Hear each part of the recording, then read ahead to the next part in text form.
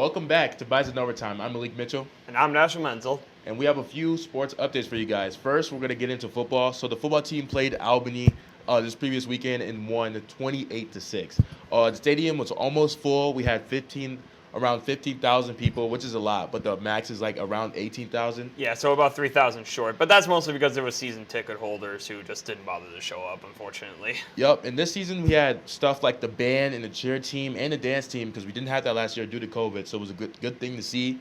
On offense, Dom Ganella rushed for 135 yards and 2 touchdowns. That's impressive. How did you think he played? Oh, he played great. I mean, it was 10.4 yards on average rush. I mean, that was helped by the 78-yard rushing touchdown that he had. But, yes, he played outstandingly. It was a big reason why the offense was able to take that extra step, and it was a big benefactor as to why we won this game. Right, and he wasn't the only running back that did good. Kobe Johnson, the second running back, was the second leader, also rusher of that game. He had 78 rushing yards, and he didn't do that bad. So, you know, those two duo running backs, do you think that's a good combo we should keep for the rest of the season? Yes, it is absolutely a great combo, but here's the thing, too.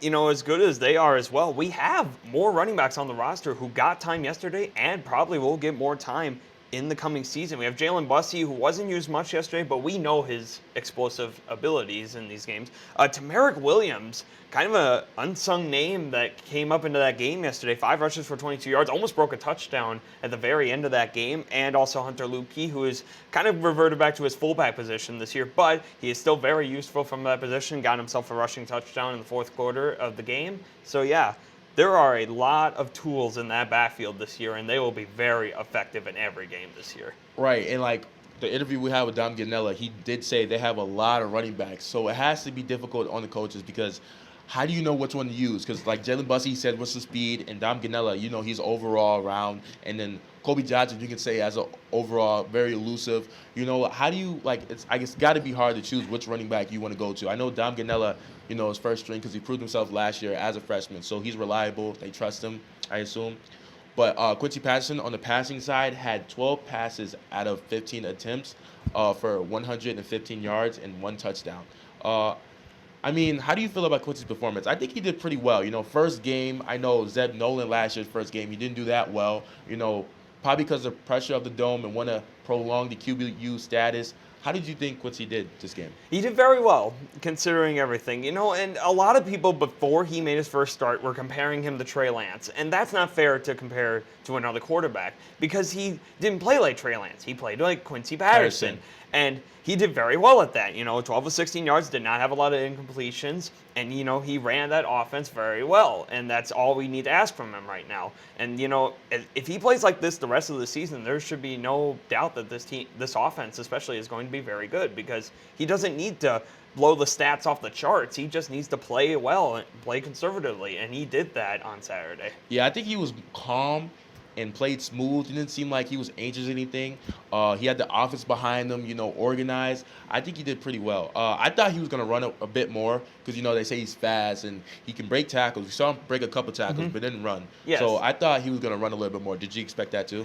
A little bit, yeah. But, I mean, with with how many people we already had in the backfield running the ball, I guess that is a little less surprising. But yeah, I mean, it could be implemented later in the season. Maybe it just wasn't the right scheme for Albany yet. But, yeah, we could see it later. There were a few times where he did take direct QB snaps and use them as runs, and he got a few yards out of those. So maybe we'll see that more as the season progresses. Yep, and on the defensive side, we shut out Albany for 3 quarters. Destin Talbert had 4 tackles and 1 interception. Dawson Weber had 3 tackles for 1 interception. Eli Munstert and Braden Thomas combined for 3 sacks. And we held Albany's running back, Carl Mofer, was his top running back in the Galeno Athletic Association last spring to just 21 yards. You know, how do you feel about that? That's outstanding. Also, a part that was also mentioned there, turnovers. That was a big key as well. 3 turnovers by this defense, 2 interceptions and a fumble recovery. Those are key in the defense really shutting this offense down. And like you said, only 21 rushing yards allowed, and the only touchdown given up was on a pass play just before halftime.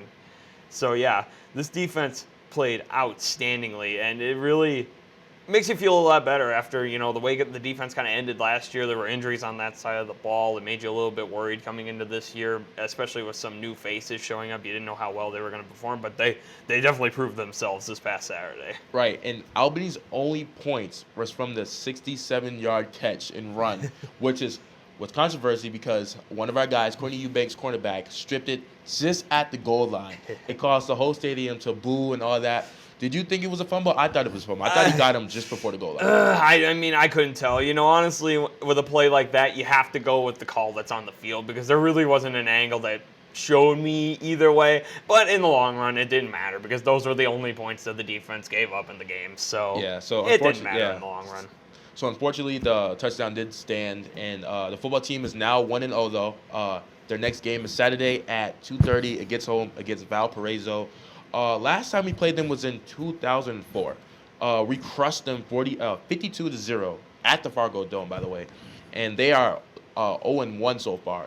So, how do you predict that game to go? Because last season they're 4-2, but that's in a different side of the conference. Like we don't play them, so we don't know how they are. Like same thing with Sam Houston last year and the other teams. How do you think this game will go? Well, Valparaiso. They were 4-2 last year, yes, but they were 1-11 the year before in a normal season. And the game that they played last week, they lost to NAIA school Indiana Wesleyan, 28-10. Now, maybe that school is better at football than I think, but that never bodes very well when you lose to an NAIA school. And NDSU, they got a week to fix, some of the problems that they had. One of the big problems was penalties last week, but they've had a week to fix that, and I feel like they will come out booming in this game. It'll be an absolute offensive juggernaut with that run, and I think play-action pass will be very useful as well, and I feel like the defense should be able to hunker down and hold them to a shutout. I believe the score will be 48-0. NDSU goes 2-0. Nothing? Okay, you have very faith in the defense. I think it would be 35-6, just based on their history. They're not really doing too good, and I think we have a good start, and it just starts to fuel to the fire. So I think we're gonna, keep the ball rolling. But 40 what to 0? 48-0. 48-0. Oh, That's a big prediction. Why do you think that? Like, who do you think is going to stand out most in that game? I think the running game will stand out most for the offense in that game. And on the defensive side, the pass rush and the ability to stop the run is going to be very key. The only very minor weakness in that defense was the pass coverage at times. But once, after the first quarter, they were able to start to figure things out with the pass coverage, and the pass rush usually got to the quarterback before they even had a chance to throw the ball anyway. So that's why I have a lot of faith in this defense. Yeah, I do too, because our front line defense is really good, and we have guys coming in off the bench carrying that slack. It's not like our starters is the only good people on the line. Our backups like Tony Pierce is a backup, and he's one of the guys that got one of the sack fumbles. So, we have some good guys front forward, and our defensive backs are also good. We got 2 picks in the game. So, yeah, defense is looking pretty good. So, alrighty, we're going to take a quick break. When we come back, we'll get into golf and cross country next on Bison Overtime. There are so many great things to experience at NDSU. It's hard to pick one, but my favorite is the people. They make it such a warm place. The Bison aren't just across the country, they're across the globe. It's the perfect distance from home. The faculty are our biggest cheerleaders. Hands-on research experience. The affordable tuition. All the opportunities to stay active on campus. Real-world learning experiences. once I got on campus, it felt like home.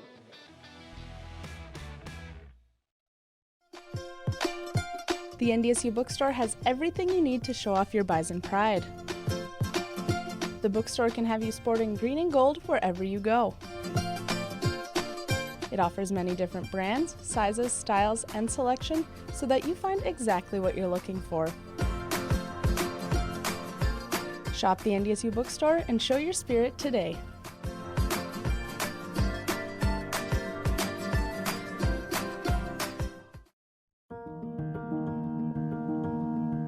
No kid deserves to go hungry, but try as they might, not every family can afford to put food on the table every day.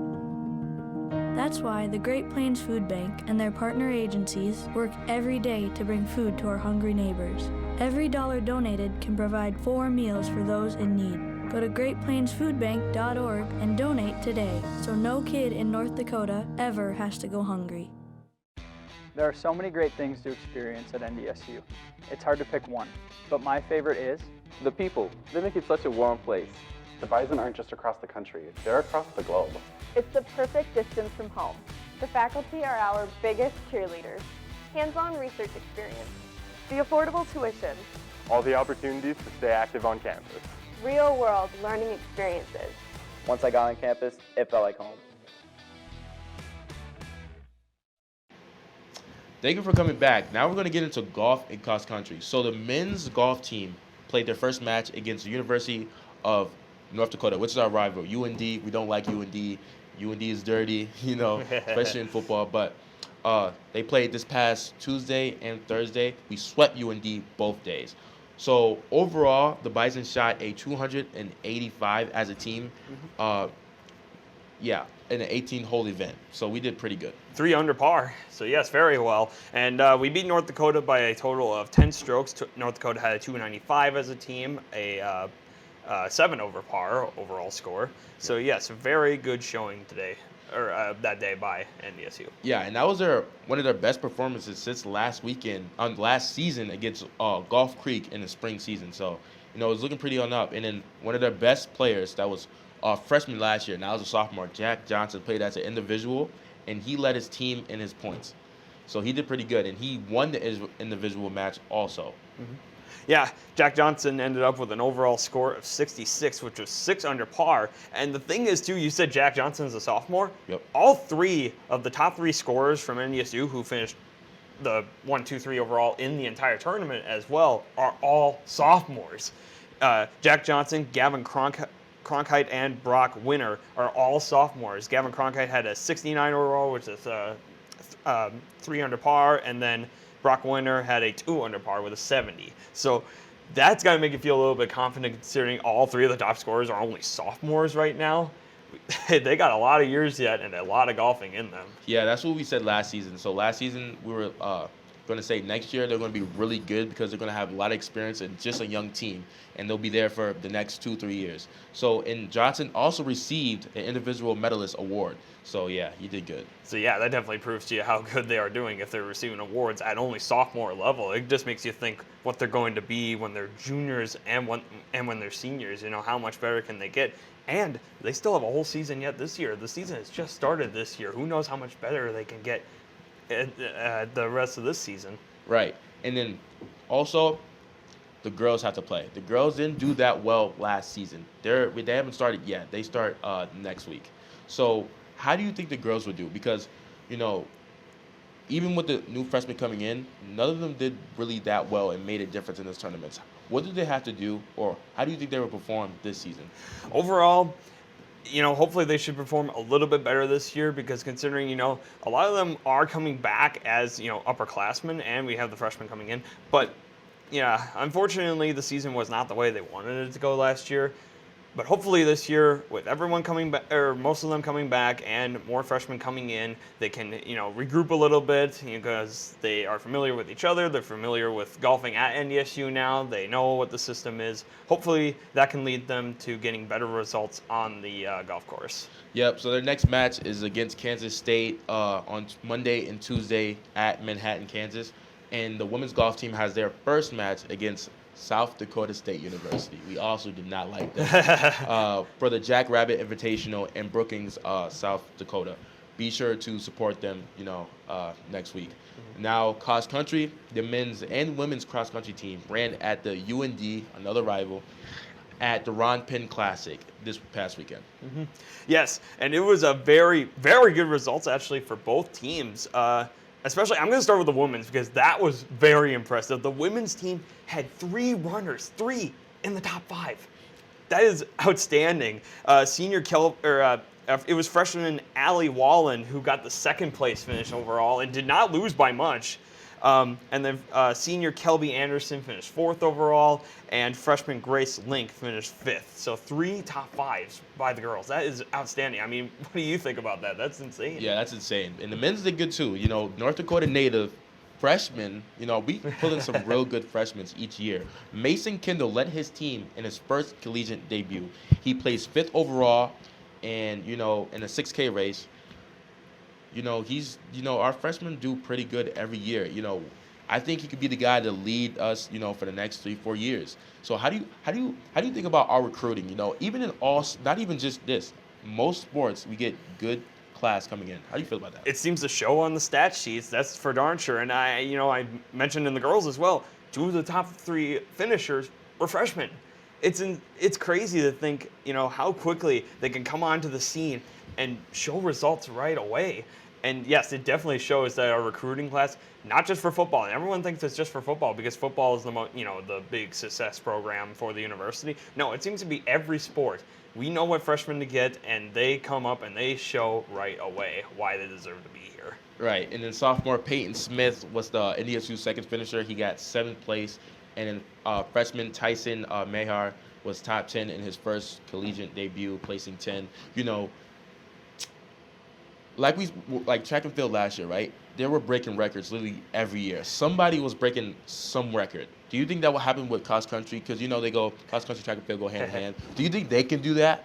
I mean, at this rate, there is a good possibility they could, especially with I apologize, Allie. Yeah, with the second place finisher at the girls tournament. She did not lose by more than a second, I don't think it was, on the stat sheet. So, if they keep performing like that, and this is only the beginning of the season, kind of like what we said for golf, it's only the beginning of the season. They can only get better from here. There is no doubt in my mind that some form of records will be broken by the guys or girls at some point this year. Yeah, so NDSU took first in the team race with 20 points, and then the Bison men were second with 48 points. Both teams will compete next weekend at the SDSU Classic in Brookings, South Dakota also. How do you feel that will go? I think, the men's look good, the women's look good. I think if we do it again, plus it would be great beating South Dakota, because who likes South Dakota SDSU? So how do you think that will go? Should go pretty well. If they perform like they did against UND, like the men and women both had multiple finishers in the top 5 and the top 10 as well. So yes, it should go very well for both of them if they can continue to repeat on this success. They just can't let it get to their heads though. And that's the thing with young classmen. They see that success and, it gets to them. Any fan base will come after them saying, this is the next best thing. This player is the next greatest. And that might get to them, and that may have been their best performance. They can't let that noise get to them though. They got to just keep performing. Shove out the noise. They just got to keep performing, and they got to keep putting up the numbers.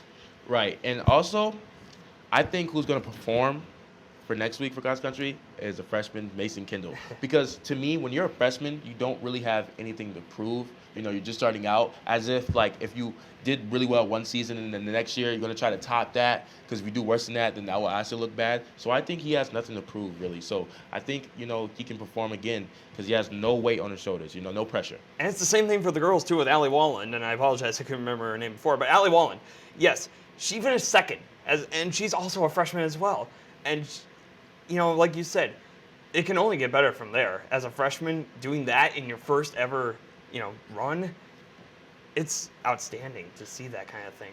Yep, so once again, they play at SDSU in Brookings. Be sure to tune into that to support them. When we come back, we'll dive into soccer and volleyball next on Bison Overtime. Don't go away.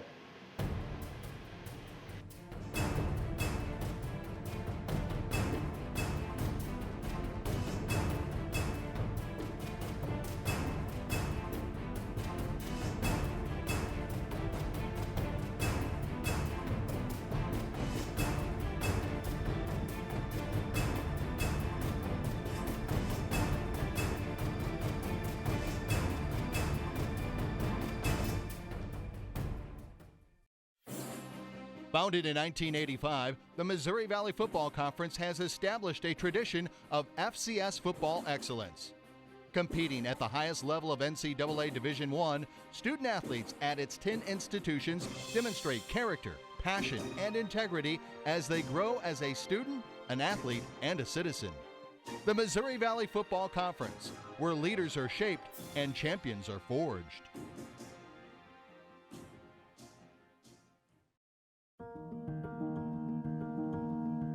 No kid deserves to go hungry, but try as they might, not every family can afford to put food on the table every day. That's why the Great Plains Food Bank and their partner agencies work every day to bring food to our hungry neighbors. Every dollar donated can provide 4 meals for those in need. Go to greatplainsfoodbank.org and donate today so no kid in North Dakota ever has to go hungry.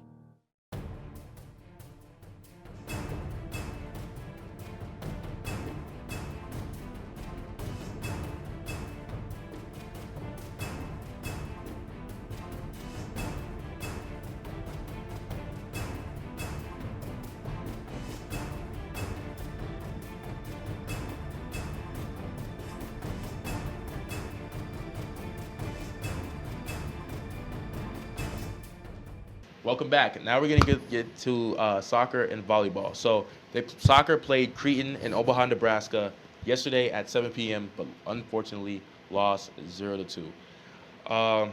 They got scored on once each half. How did you feel about the game? Yeah, it was unfortunate to see that happen again, and it really shows that, when you can't get shots on the goal, you aren't going to win the game. Creighton had, like you said, they had a shot each half, and NDSU just wasn't able to counter for it. It drops them now to 0-5-1 on the season, and it's a really unfortunate start for the team. Yeah, we only had 3 shots, and one of them shots were on goal. So that means our possession was down, and we barely were on the other side of the field to even shoot to score. So how do you feel that plays? Because I know last season they didn't do that well. Mm-hmm. But the thing is, we didn't play any non-conference teams. We just went straight into the Summer League. And this season, we're starting off with all conference teams. I think this is our 5th non-conference game. Do you think that would make us, better going into, so when we start playing Summer League teams, we'll just start destroying people, or how do you feel? Now, maybe not destroying people, but yes, I say this all the time for every sport. Playing non-conference games will help your team no matter what, because you get a feel of what your team is capable of, how they play, and what their strengths and weaknesses are by playing non-conference games. And it really helps lead into the conference. As in, right now, our main problem, like as for example in the Cretin game, unfortunately just not enough shots on the goal. And we need to learn how to get the ball over to that side of the field and get some more shots on the goal. And because if you can't get shots on the goal, how are you going to score any points? Right, but we do got to remember, Cretin is in a Big East, and that's a really good conference. Yes. Plus, I think playing these tough games will cause us to perform better in our conference games, because we're playing bigger teams and harder teams. So when we play teams that are, I wouldn't say mediocre, but less talented, less organized, I think we can take advantage of that.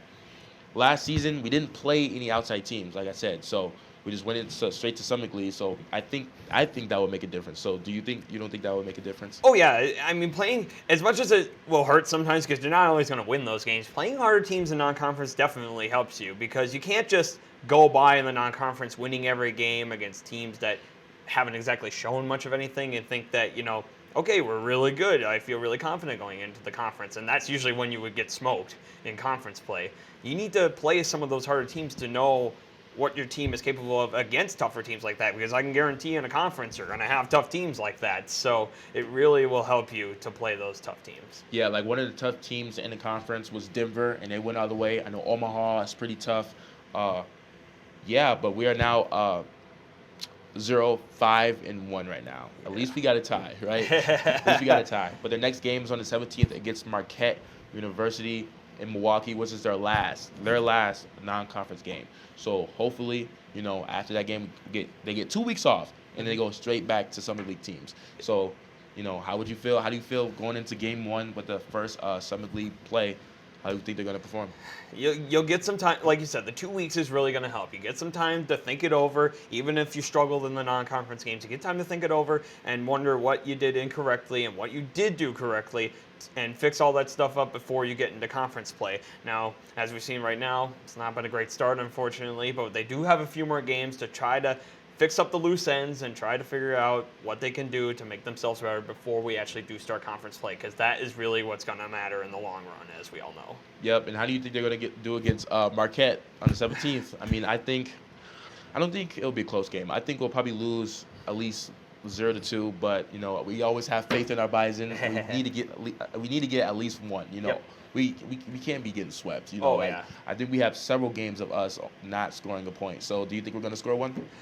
I mean, I really do hope so. And, if we could, I mean, the thing is like the Wyoming game, the one that we tied, we scored 2 goals. It's because we actually had quite a few shots on the goal that game, and that's the reason for it. If we can get shots on the goal, I have confidence we can score against any team. And this is kind of, bringing it back to last year. Now, I know last year we did start with just conference, but last year we started out winning 5 of 6, and that really, you would think that this team was playoff bound, playoff worthy, and it just collapsed after that. I feel like this year it kind of helps a little bit better because we're starting out kind of slow. We're starting out pretty much the opposite, actually, 0-5-1 this time around. And I feel like that'll help our team fix their problems easier so that when we get halfway into the season, we don't collapse like that. Yep. So switching gears to volleyball, this previous weekend they had the Windy City Classic on Friday and played Charlotte, which we won 3-2, which is good. And later in the day they played Chicago State and won 3-0. And then on Saturday they played Niagara, which is a team we don't really know much about. We swept them 3-0. So we did really good. So how do you feel? What were the stats from these games first? Well, the stats from the games. The first game, which we won in 5 sets against Charlotte, Sierra Tanchin had the most kills with 17. Allie Hins was second with 15. And then Alexandria Hicks was third with kills with 12. And then the second game where, unfortunately, we got swept by Chicago State, Allie Hins had the most kills with 13. Sierra Tanchin had second most with 8. And then Alexis Bowling had third most with 6. And then the final game where we swept Niagara in 3 sets, Michelle Glover actually tied for most with Allie Hins in terms of kills with 7 each, and then Sierra Tanchin had second or third most with 6. Yeah, so it seems like Allie Hinsey and Sarah Tanchin is going to be the top scorers yet again for this season because, every game last season, it was always Allie Hinsey and always Sarah Tanchin, 1, 2, or vice versa. It didn't matter. Do you think it's going to be the same this year? Looks to be that way. I mean, the last tournament last weekend, they were up in the top 2 or 3 in every single game last weekend, and it's the same story here. So I don't see why that shouldn't be the case. They were the best players last year. I don't see why they shouldn't be the best players this year on the team. Yeah, so they're now 3-3. The next tournament starts today with in Berkeley, California. It's gonna be a tough one out there. Yep. Yeah, at 12 against Butler, and they play again today, 9 p.m. against Cal. The last game of the tournament is on Saturday, and they play Nevada at 2. Any predictions? How it will go? I feel like we could possibly win one out of those 3 sets, but like I said, this is a way tougher tournament than the one last weekend because you got schools like Cal, Butler, and Nevada. They're all very tough teams, very big schools. But I don't see why this team, especially with the performances from Hinsey and Tanchin, why we couldn't win at least one of these sets. Yeah, like you said, they're really high-ranked teams.